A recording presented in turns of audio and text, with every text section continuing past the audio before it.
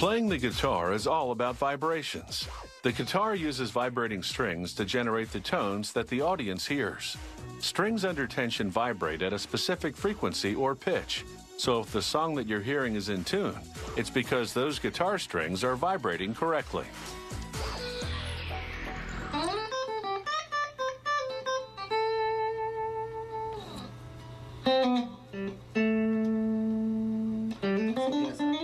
A good set of strings is behind many a soulful tune. They're an important part of a guitar's sound. To make a guitar string, they start with a steel core wire that they examine under a zoom stereo microscope. They magnify it 100 times, looking for flaws in the hexagonal wire. Next, they measure the core wire's diameter with a digital micrometer. It has to be just the right size. Now they coil the wrap wire made of nickel-plated steel around posts on the Instron testing machine. This machine stretches the wire until it breaks. It's a test of its ability to perform under tension. A computer measures the distance and the amount of load the wire was under before it broke, to determine how much tension this string can take. Now the core wire undergoes a twist test. They loop the wire onto a hook in a machine called a torsion tester. It spins rapidly, twisting the core wire until it breaks. This is a test of the wire's strength and elasticity. These plastic hoppers are full of ball ends. This machine is called a ball end sorter. Hollow pistons move up and down, selecting one ball end at a time. This ensures that only those of the proper size will get through.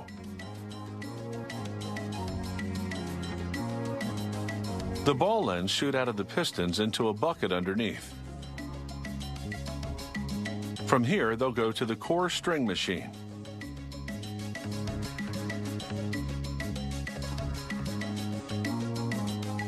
A mechanism places the ball ends on a pin as they drop from a hopper. Rollers feed the core wire into a clamping guide, which aligns it with the ball end.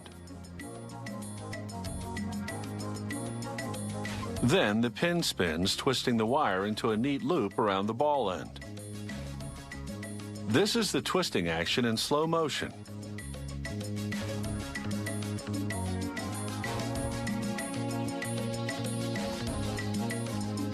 The core strings, with the ball ends now attached, drop into a repository.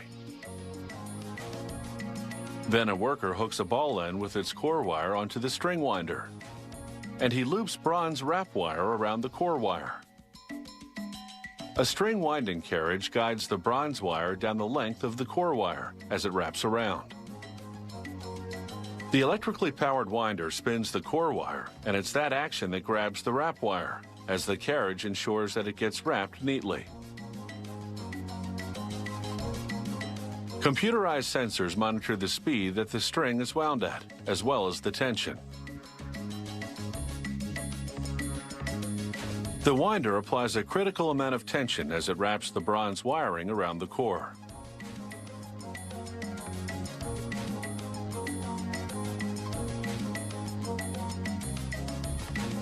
They're bundled up like straw, 144 wires to the bunch.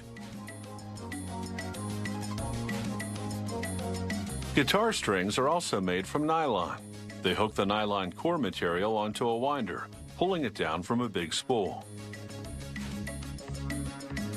Next, they loop silver-plated copper wrap wire onto the nylon. The hook spins, and this coils the wrap wire around the nylon string, binding it.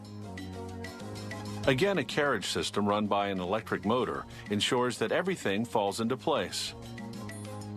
A worker removes the strings and hangs them on a rack. Gravity causes the strings to slide into a station where workers coil them and then place them on a conveyor belt. Further down the line, another worker puts them in a bag that has a gas-neutralizing barrier built into the plastic to prevent corrosion. And now these strings are ready for some playing.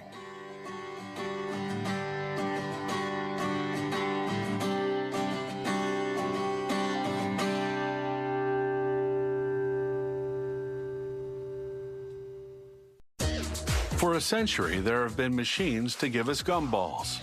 Vending machines that dispense gumballs were introduced in 1907 on a New York City subway platform. Today's machines are more modern versions of the originals, but they still perform basically the same function.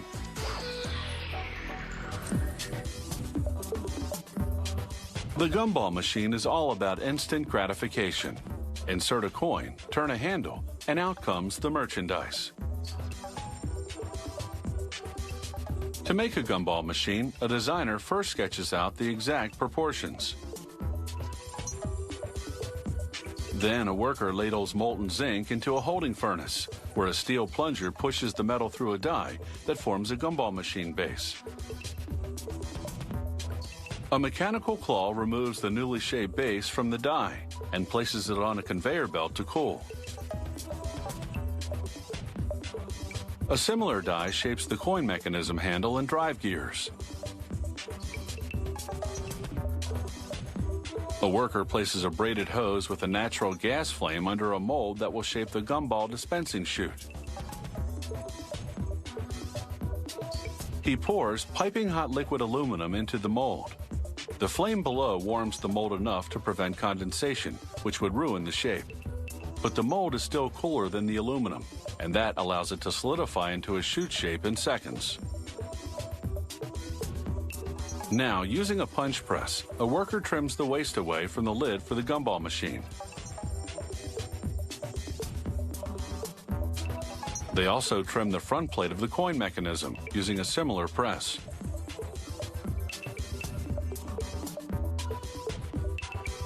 A computerized cutter mills out a hole in the top of the globe that will hold the gumballs. The globe is made of shatterproof plastic.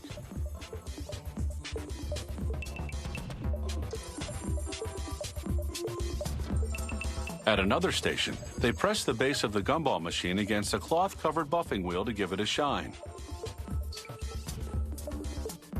The worker now assembles the coin mechanism, layering the front plate, the coin carrier, the back plate, and ending with the cam, the part that ensures the coin mechanism moves clockwise.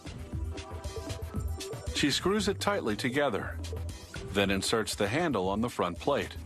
The handle will turn the coins that pay for the gumballs. She places a little spacer and drive gear on the handle stem that protrudes through the back of the assembly, and then screws the drive gear onto the handle stem. Now it's time to put the money up front. They insert a coin in the slot and turn the handle to make sure the system works. People in many countries like gumballs, and so these coin mechanisms can be made to accept currencies from around the world. They can also be used in other types of vending machines.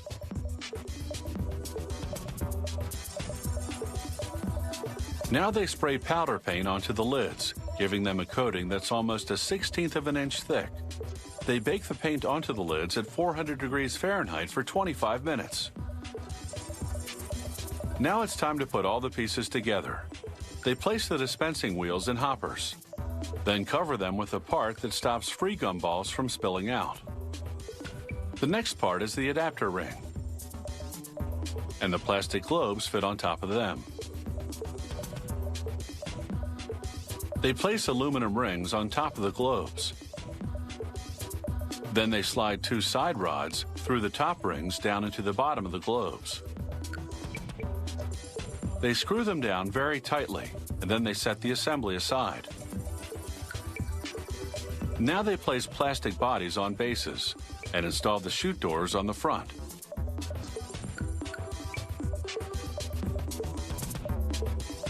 They place the chute covers in the plastic body and mount the coin mechanism just above the chute. Next, they slide the globe assemblies over center rods and onto the plastic foundations. They put a lid on every globe and then lock them on.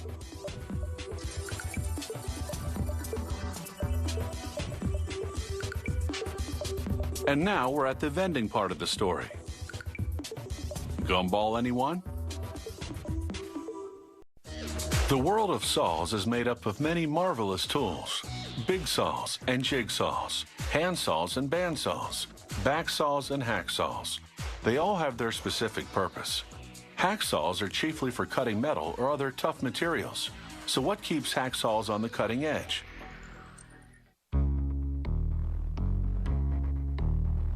Hacksaws come in many shapes and sizes. Companies make hacksaw blades out of a wide range of steel alloys. Here, a thin band of steel feeds into a machine that cuts it into blanks 10 to 12 inches long and a ½ inch high.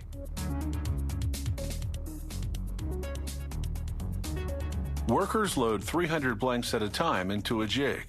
They lightly hammer them to compress them into a block for easier cutting. They then feed the block into a machine called a mill grinder.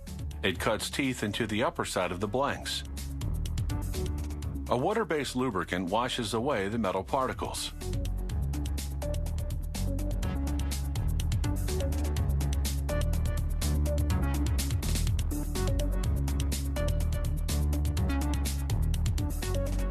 This hacksaw model has a 24-point blade, which means there are 24 teeth to every inch. Workers use an ordinary paintbrush to remove any metal residue.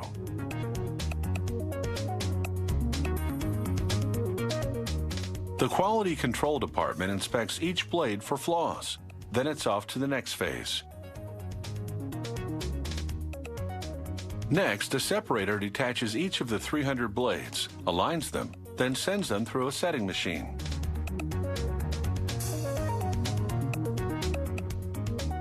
The machine bends the teeth to either side at a slight angle. This is called offsetting. It'll enable the blade to clear away particles as it saws, preventing it from jamming.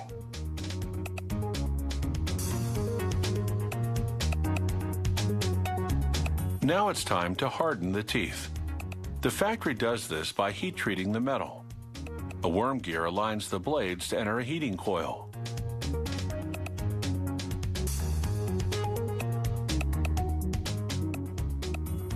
In this process, the electromagnetic heating coil heats the teeth to temperatures as high as 2200 degrees Fahrenheit, depending on the type of metal.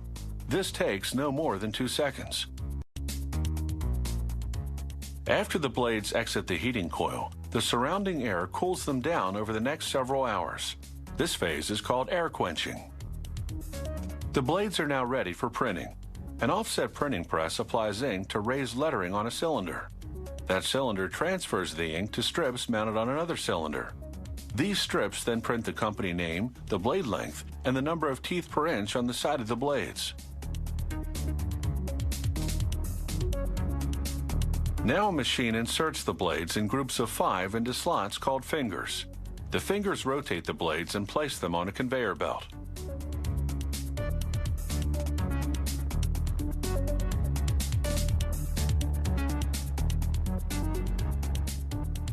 The machine raises the blades and tapes them together at one end. This makes it easier to transport them to another part of the factory where production continues. Next, the hacksaw's frame, the component that holds the blade. Workers place the frame components in a jig that's positioned on a rotating carousel. A robotic welder fuses the components.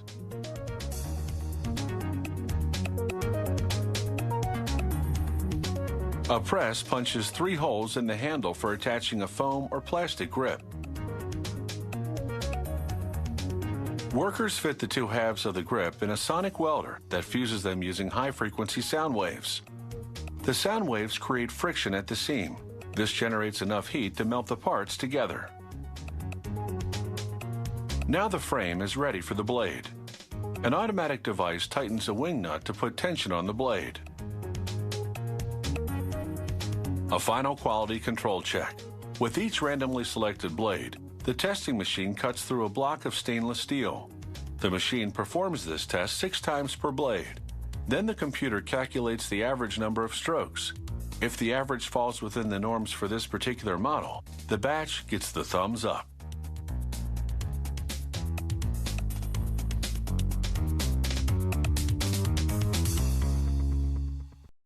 When Christopher Columbus discovered the New World back in the 15th century, he also discovered the hammock. It was in the West Indies that Columbus found natives lounging in what he later described as sleeping nets. And when hammocks were introduced to the Europeans, they really caught on. Hammocks are still used centuries later.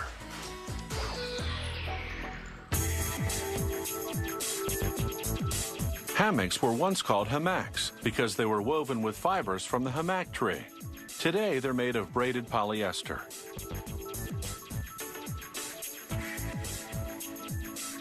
To make a hammock, a worker measures and marks the spots for holes to be drilled in a hardwood spreader bar. He spaces the 22 holes almost 3 inches apart. He rounds the edges of the wooden bar with a shape cutter called a router, smoothing out any sharp edges that could jab you when you climb into the hammock. Using an electric drill, he makes holes a ½ inch in size in the spreader bar. Then with a countersink, he scoops out the wood around the edges of the holes to make a gentler slope for the polyester rope. He adheres the company's pre-pasted label onto the bar. Next, 16 bobbins turn at a speed that could make you dizzy just watching. They're spinning the polyester cord. The bobbins twist the 16 polyester strands, braiding the strands into a herringbone pattern, while electrical pulleys draw them up.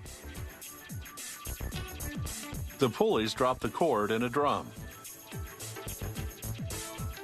Now it's all in the wrist action. A weaver deftly intertwines the thick cord into a triangular shape. She's making the hammock's harness. It's called a clew. She tugs each row tightly to a ring at the top to ensure that the weave is steadfast. As she weaves, she drapes the long pieces of cord over a wood frame to keep them from tangling. After the triangle is formed, she checks for errors in the weave. Now she threads the clew cords through the holes in the spreader bar. She snares a cord with a large crochet hook. Using the hook, she threads a cord through the hole at the furthest end of the spreader bar and then knots it. And she does the same on the other end of the bar. While the bar hangs by the 2 cords, she pulls the rest of the clew cords through all 22 holes in the bar.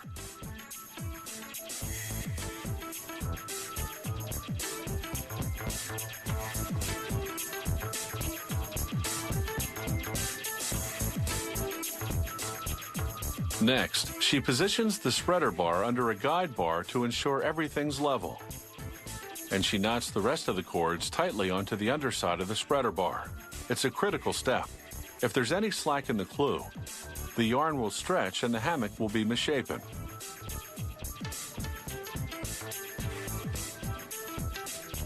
This hammock harness is now strong enough to support a 450-pound person.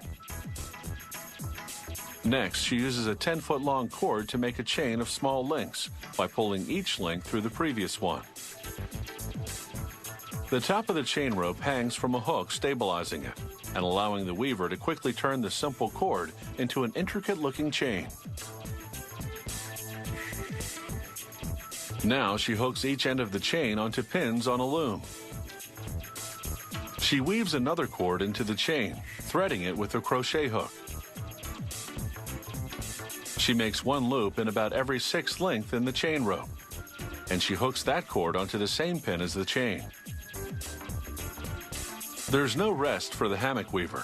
She takes a shuttle, which is a piece of wood with 656 feet of cord wrapped around it. She pulls it from below up through the available loops and then back down, expertly weaving the web that is the hammock bed. She hooks a second chain rope on the loom and threads the edge of the woven bed to this chain. Now she places the spreader bar of a finished harness on one end of the loom. She lines up the pins of the loom with the holes of the bar. She knots the cord on each pin to a cord from the spreader bar. She repeats the process at the other end of the loom, binding the second harness to the hammock bed. She makes one last knot in the chain, and then removes the excess cord with a heat gun. The heat gun makes a clean cut with no ragged edges to unravel. With high-quality construction, this hammock will surely provide years of relaxation. Public washrooms often have electric hand dryers. Many prefer them over paper towel dispensers for environmental reasons, no trees killed, and no waste. Hand dryers also require less maintenance because there's no garbage bin to empty and no need to restock the machine with clean paper towels.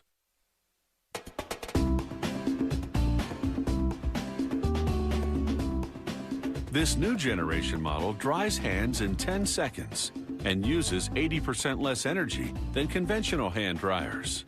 A sensor turns the unit on and off automatically. A circuit board with a microprocessor runs everything. The assembler builds a strip of 8 control boards at a time. They go into a track that first runs through a chemical cleaning. This preps them for soldering. The boards then float through molten solder. As the solder cools and solidifies, it fuses the components in place. An inspector scrutinizes every board, then, wherever necessary, does soldering touch-ups by hand.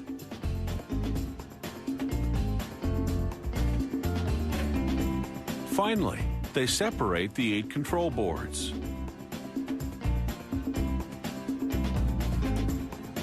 Working a board at a time now, they plug in and test an infrared sensor. The sensor shoots a continuous beam to the area below the air outlet. The testing machine uses a strip of metal to represent hands. When the strip cuts the beam, it triggers the dryer to start. When it departs, the beam is restored, triggering the dryer to stop. To produce the airflow, a motor spins a blower wheel at a rate of 20,000 revolutions per minute. After connecting the blower and motor, they slip them into the unit's plastic inner housing. They add a rubber gasket to lessen vibration noise, then close up the housing.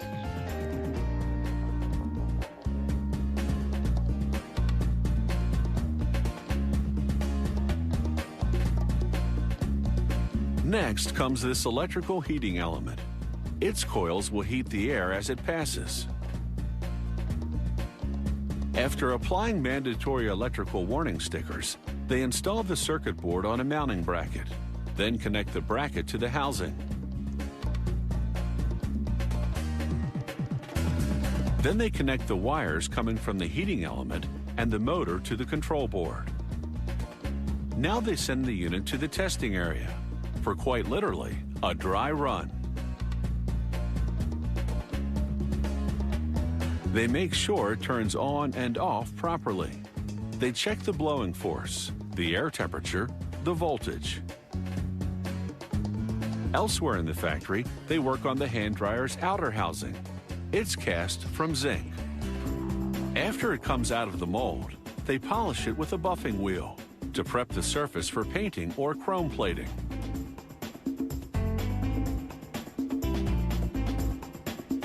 In the plating tank, they run a positive electrical charge to chunks of metal and a negative charge to the zinc cover.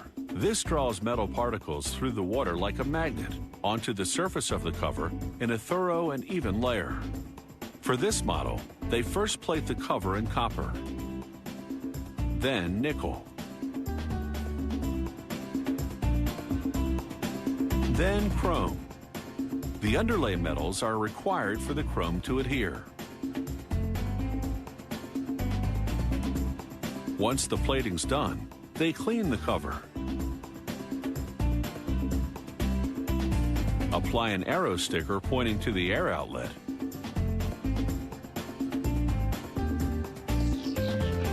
Then glue on a plate with the name of the manufacturer and model. The inside unit attached to a wall plate now fits right inside. They fasten the cover using tamper-proof screws, then shine it up with a few squirts of window cleaner.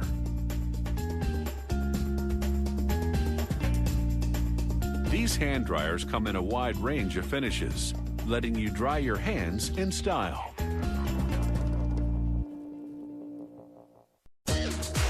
Even though it was invented thousands of years ago, the handsaw is still used today. You'll find it at every building site, always at the ready. Power tools are higher tech, but the handsaw has a basic appeal. It doesn't need an extension cord and almost never breaks down. It's a time-tested building tool.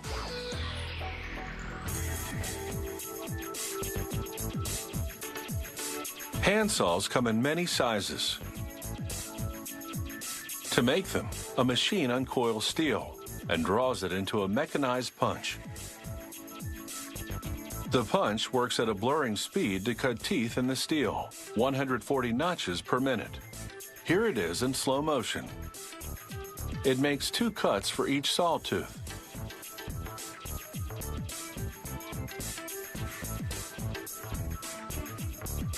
A reel takes up the newly serrated steel, and then we'll feed it back to cut teeth on the other side.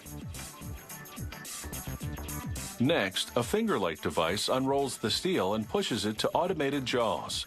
The jaws bend the teeth, alternating the direction of each one. Here's a slow-motion look.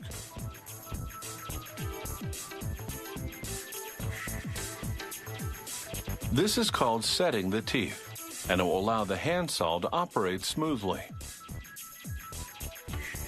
Now, a die punch cuts the steel coil into pieces called double blanks.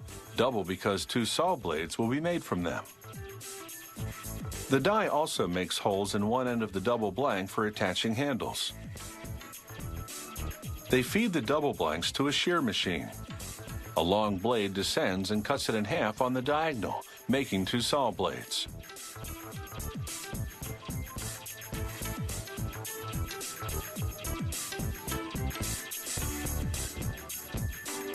Finally, they press the saw blades up against a sand belt to smooth out the edges.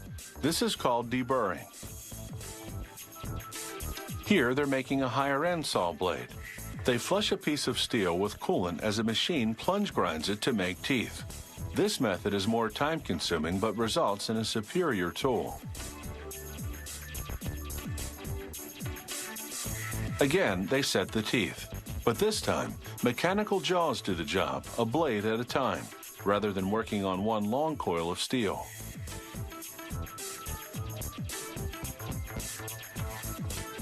The saw teeth will need to be strengthened in order to perform, so rollers move the blades to an electrical coil. Within milliseconds, the temperature of the blade shoots up to 1600 degrees Fahrenheit. This tempers the steel.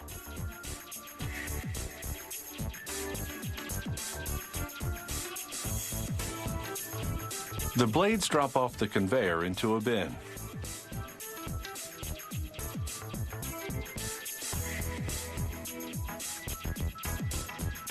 Here's a look at a blade before heat treating, and this is after.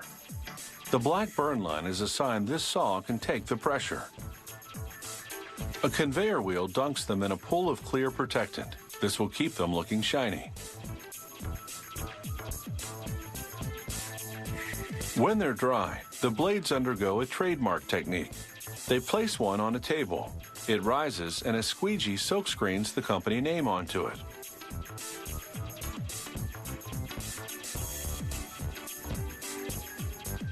At this point, the ink is still wet. They spend 30 seconds in an infrared oven, enough time to bake on the brand name.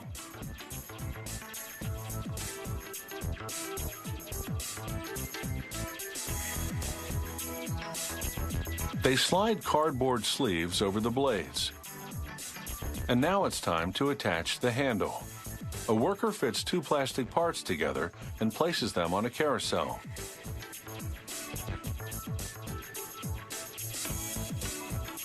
An ultrasonic sealer moves in. It emits a high-frequency sound, and the vibrations melt the 2 plastic pieces together, forming a handle. A worker fits the handle onto a blade, and a machine rivets it in place. Some saws have wooden handles. Because riveting could split the wood, they bolt it on with screws and riv nuts. And now you have the finished product.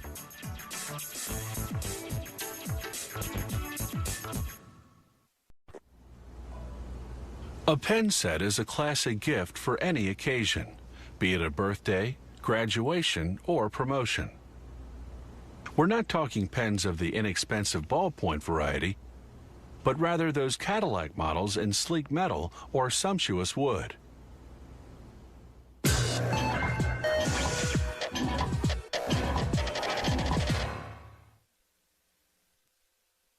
The quill dates back to about 700 AD. Made from a bird feather, its tip had to be repeatedly dipped in ink. Messy and inefficient, the quill remained the norm for more than 1,000 years. In 1884, an American invented the fountain pen, with its built-in refillable ink barrel.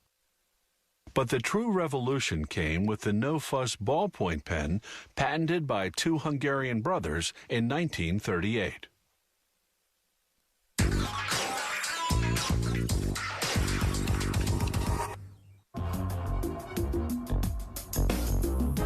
Handcrafted wooden pens can be made from just one type of wood or from a combination of woods.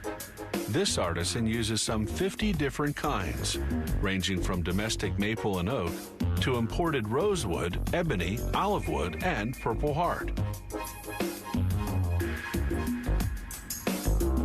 When using just one type of wood, he runs the block through a bandsaw, cutting a strip 6/10 of an inch wide. Then, with the radial saw, he cuts that strip into two pieces, each about 2 inches long. These will become the pen's top and bottom casings. Using a tool called a drill press, he bores a hole roughly 3/10 of an inch in diameter right through each piece. Making a pen from a combination of woods takes a little more work.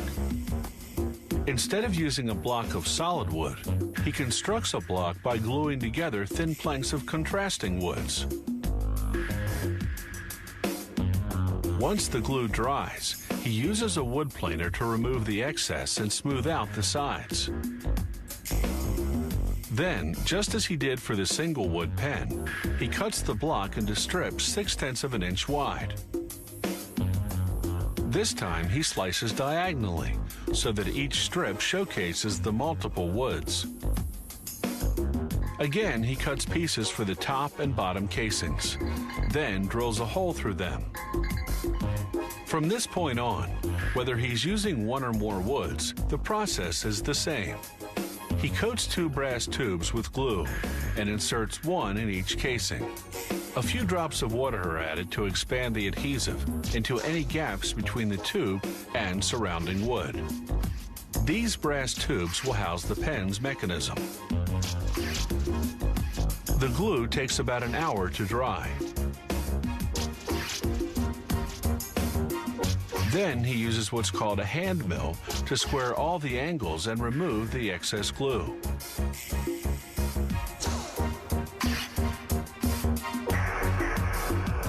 Now for the artistic part. He turns the casings on a lathe to shape them. First, he rounds them out. Then, using a series of tools, he gives each casing unique detailing.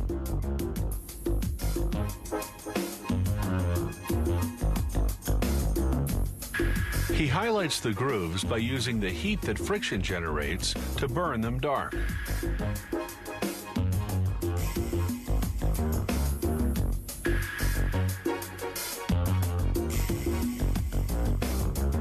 When the design work's done, he runs sanding cord inside the grooves.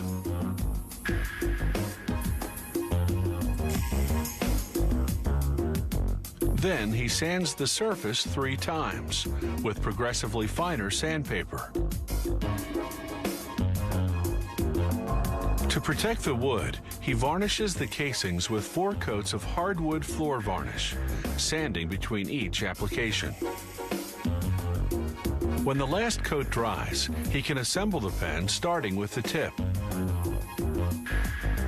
He glues it to the bottom casing, tapping it with a mallet to ensure it's fully inserted.